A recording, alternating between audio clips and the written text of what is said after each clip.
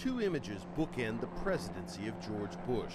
The first of a beaming Bush walking across the deck of an aircraft carrier, costumed in a flight suit, then declaring mission accomplished in Iraq. My fellow Americans, major combat operations in Iraq have ended. The second, more than 5 years later, of Bush still smiling, ducking low to dodge a pair of shoes hurled by an enraged Iraqi reporter. I didn't feel the least bit threatened by it.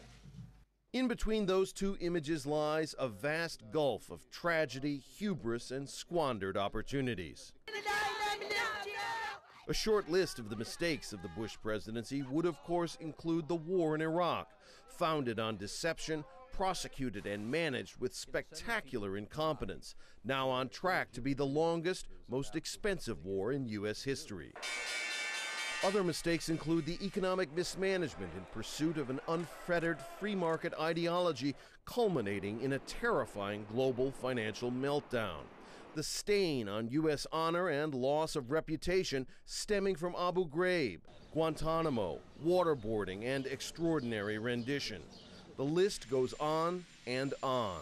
What many say is the saddest aspect of the Bush presidency lies not in its well-publicized failures, but in its lost opportunities. I can hear you, the rest of the world hears you, and the people who knock these buildings down will hear all of us soon.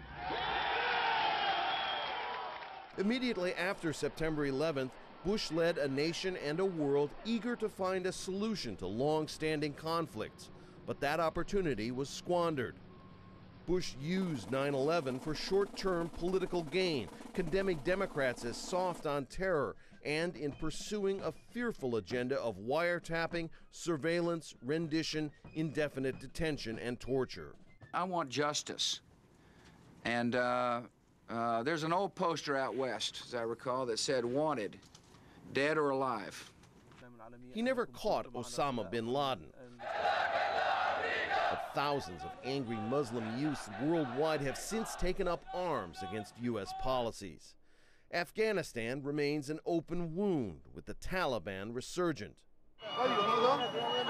And Bush largely ignored the festering Israeli-Palestinian conflict.